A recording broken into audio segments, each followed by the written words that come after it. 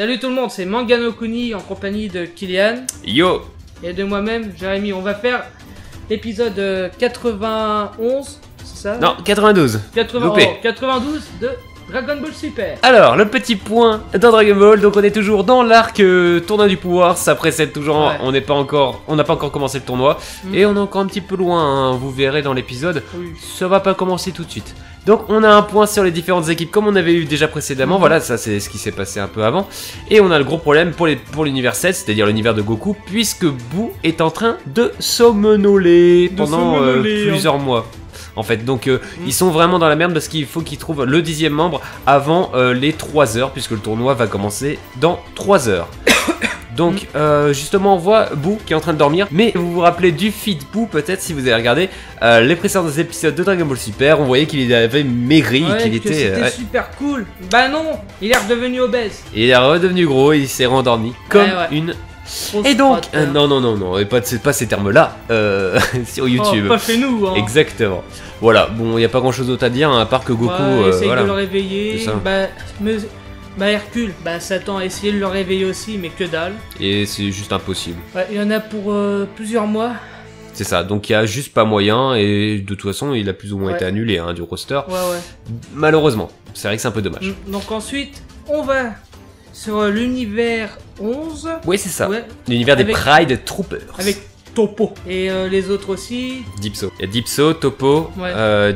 Ouais, au général, là. Jiren et le général, je me rappelle plus. On les voit et tout pour préparer l'équipe, mais on voit le général hésiter parce que il veut protéger tout l'univers, parce que les jeunes apprentis héros ne sont pas encore prêts pour lui, sauf que Topo dit le contraire. Et donc Et, pour l'instant, voilà, on n'est pas ouais. sûr si vraiment tous les Pride Troopers Oui. vont participer Oui, mais à on ce sait tournoi. que le général va y participer. Il a dit, bon, je dis participe, hein, c'est bien pour te faire plaisir. Et il faut faire confiance à la nouvelle génération de Ouais. super-héros. Donc on voit aussi, oui, vite fait, que Satan, lui, va se proposer hein, pour remplacer vous. Bien sûr, Monsieur Satan. Monsieur Satan, c'est juste le plus faible de tout l'univers de Dragon Ball. Il a Bah. de pouvoir. Ouais, c'est quand même le plus puissant des humains. Le plus puissant des humains, par contre, ça, c'est vrai. Humain, ouais, ouais. c'est ça. Parce que Krillin, Tenshinhan et tout, c'est pas vraiment des humains. hein. Quand t'as un troisième œil, en général, tu peux consulter hein, si jamais t'es un Ouais, humain bah, normal. Hein.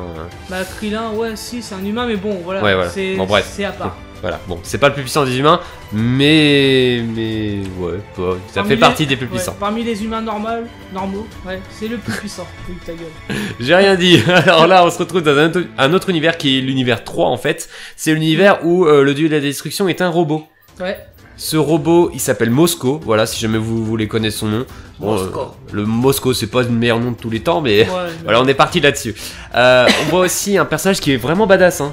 Ouais. On a vraiment apprécié, on a vraiment beaucoup apprécié le design du caractère, enfin C'est du le per- personnage. Ouais, c'est le personnage le plus puissant de cet univers. Et il s'appelle Nigrishi. Et classe. Ouais, il est pas mal. Il va présenter un robot qui va faire partie des participants de cet univers. Ouais. Donc voilà, il y a beaucoup de robots, c'est très futuriste cet univers. Et du coup, il est assez intéressant car il me fait penser à Hachiya, que tu connais sûrement pas. C'est un personnage qui avait été créé pour le jeu Raging Blast 2, qui était un jeu qui était vraiment excellent. Ils avaient fait un OAV de, je crois, 30 minutes, quelque chose comme ça, D'accord. pour un nouveau méchant. Il était vraiment cool. Et donc là, on a le côté un petit peu robotique, futuriste, qui fait aussi penser au Tsuful. Comment s'appelle ce ouais. robot? Donc ce robot s'appelle Narirama. Voilà. Voilà. Et donc on voit voilà ces différentes caractéristiques. Il a l'air plutôt balèze. Hein, Oui. voilà. Et on voit aussi que Nigrishi a modifié des humains de son univers pour les rendre beaucoup plus forts. On les voit dans l'ombre. Je me demande ce que ça va donner. Même si ils vont être puissants à mon avis. Je pense. Là on voit le petit passage avec C18 et Krillin qui vont rejoindre les combattants tout simplement. Bah Ouais. là ils sont au point de rendez-vous. Hein. Attends, un petit truc sur Ouais. le dieu robot.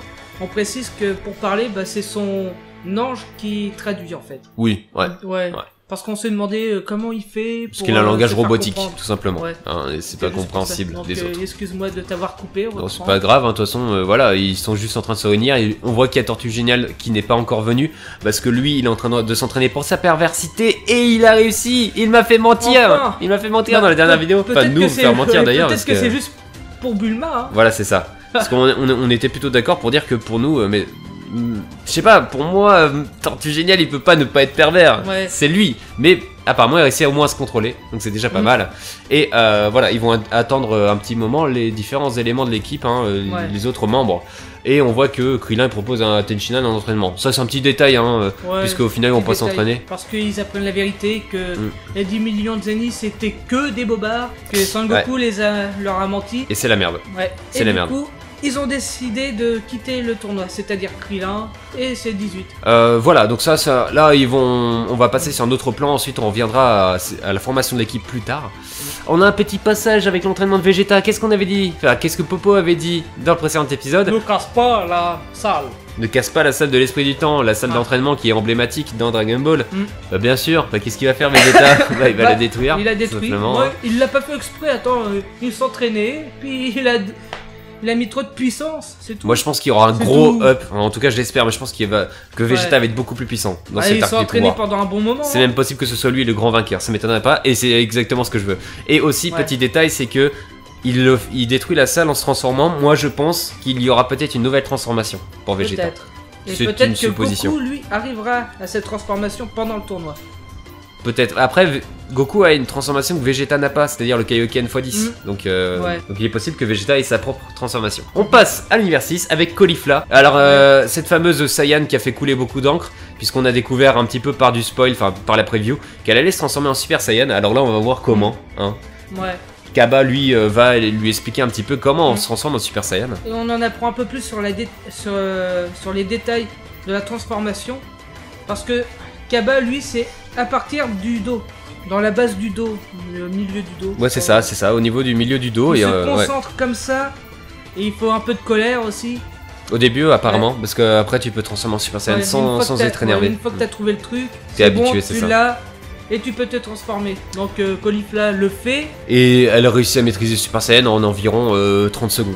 Ouais, sauf qu'elle maîtrise pas totalement la forme, vu que quand elle relâche, elle redevient normale. Mais au final, elle le refait encore une fois, et elle réussit cette fois-ci à le maîtriser. C'est quand même incroyable que quelqu'un puisse se transformer aussi facilement en Super Saiyan. Alors, pour moi, c'est un mauvais point autant qu'un bon point. J'en parlerai dans mes impressions. Mais voilà, on va passer ce point-là. Mais on voit juste qu'elle est puissante. Hein. On voit quand même qu'elle est vraiment puissante. Ça, c'est indéniable. On voit aussi qu'elle va lancer une énergie, une vague d'énergie qui est tellement puissante que ça va jarter. Kaba, hein, lui, c'est un Super Saiyan, mais pour l'instant, pas très puissant. Kabe, Kaba, c'est le nom japonais, je crois. Enfin, la prononciation plus japonaise, si je dis pas de bêtises. Enfin, vous voyez très bien de qui je veux parler. De toute façon, je mettrai des extraits.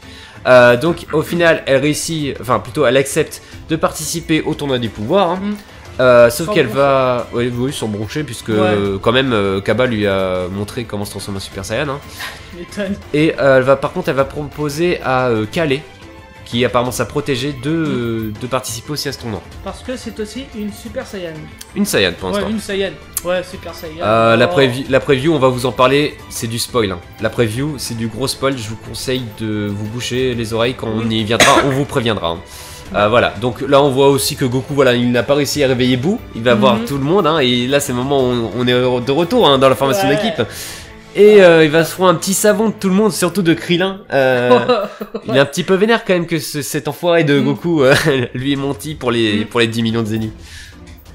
Ouais, donc Krillin refuse, c'est 18 aussi.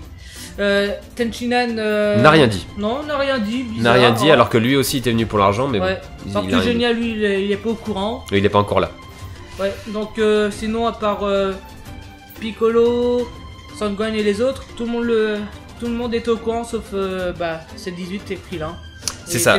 Krillin ne se vexe pas parce qu'il n'y a pas 10 millions de Zenny à la clé, mais c'est parce que Goku lui a menti et lui a pas dit le destin de l'univers, c'est-à-dire que si jamais il perdait, l'univers était détruit. Donc voilà, ça le met un petit peu en rogne, mais bon, au final il se fait un petit peu calmer. Hein. Ouais, mais non, mais il voulait avoir l'impression d'être balasse. D'être balasse, oui. D'être cool. D'être cool, exactement. Et puis, au final, il s'est fait calmer, hein. Bien sûr. Virus Sama qui va lui dire tu participes ou je te désintègre. Il fait bon, d'accord. Hein. Mais de toute façon, je vais aller y participer. Je voulais avoir l'air cool, moi. C'était pas spécialement pour l'argent, c'était plus pour le principe. Mais au final, Bulma accepte de contribuer aux 10 millions de Zenny. Donc, tous ceux qui en ont besoin. Exactement. Donc, au final, tout est bien qui finit bien. le mensonge de Goku, ça passe.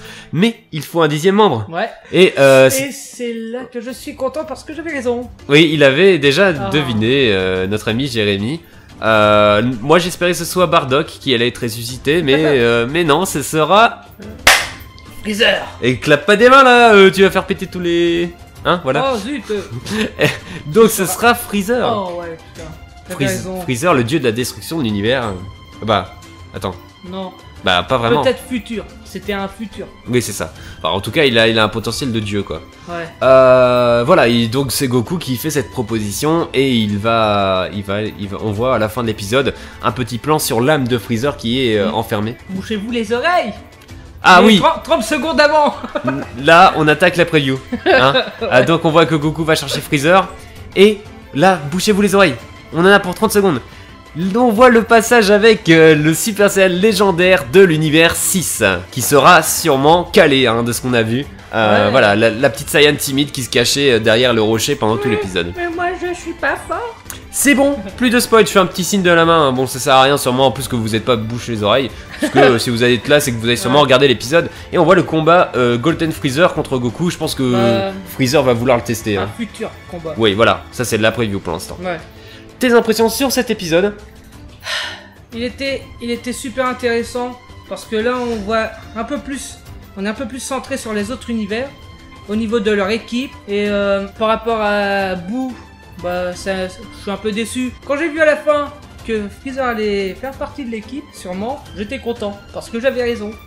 C'est voilà, bon pour tes impressions? Ouais. Bah moi je suis plutôt d'accord, genre la déception de Boo quand même, ils avaient fait un Boo vraiment combatif, et là pourquoi ils nous l'ont mis obèse? Je ne sais pas, pourquoi ils l'ont fait abandonner? C'est un peu décevant vraiment, j'ai pas été très... Mais ouais. On sait pourquoi au final. Oui, parce qu'il dort comme une grosse merde, Non. mais voilà. Pour prendre Freezer. Ah oui, pour prendre Freezer. C'est vrai que le retournement de situation était sympa, mais... Il y avait peut-être d'autres membres à virer de l'équipe, franchement. Ouais, mais bon, tu veux prendre qui à part Freezer pour remplacer vous, toi? Non, je veux dire, à la place de Boo, tu vois, de virer Boo, avoir mis un prétexte voilà, qui devienne obèse, moi personnellement, je suis vraiment pas fan. Ouais. Enfin bon. Voilà, c'est mon point de vue personnel, là, c'est vraiment subjectif. Voilà, sinon, l'épisode en soi, c'était cool, l'univers 3 qui se dévoile un petit peu, ça c'est bien. On voit les petits points avec les combattants. Enfin, le mensonge de Goku qui a été éclaté. Tout le monde connaît la vérité. Ça aussi, c'est plutôt pas mal. Bah, y a que Tortue Géniale qui est pas au courant. Oui, mais bon, lui, il était pas... Enfin, si, il était un petit peu pour la thune, mais bon, c'est pas... Voilà. Ça m'inquiète pas trop, ça. Le côté, ouais, je vais ressusciter Freezer. Il a déjà été ressuscité par les Dragon Ball. Je veux dire, on l'a déjà revu. Il a déjà été ressuscité, enfin, plus ou moins ressuscité par son père Cold. À l'époque, en Mecha Freezer, ça commence à faire aussi un petit peu beaucoup. Ouais, voilà, ça c'est vraiment mon point de vue personnel. Mais je pense que c'est un peu plus pour faire comme l'univers 6. Tu vois Frost. Frost. Ouais, Frost. Avec Heat et tout le reste. Ouais. Et là, Freezer, Frost. Oui, je pense. un petit affrontement pense. niveau ego. Ouais, je pense, ouais. Ça va peut-être être intéressant. Deux mecs de la même race. Ouais, mais ouais, moi personnellement, je suis vraiment pas fan. Voilà, j'aurais préféré. Je pense que Cell aurait été un meilleur choix parce qu'on voit très bien l'esprit combatif de Cell qui adore se battre et trouver un meilleur adversaire, alors que Freezer c'est plus de la domination et de la destruction de planètes et de la manipulation. C'est pour ça que ouais, je suis vraiment pas très fan de ce choix là. Après, l'épisode est quand même bien. Le passage avec Caulifla, bon, je trouve que c'est un petit peu abusé de maîtriser un Super Saiyan aussi rapidement. Voilà, c'était ça aussi que je voulais dire. Donc ouais, cet épisode m'a déçu sur pas mal de choses.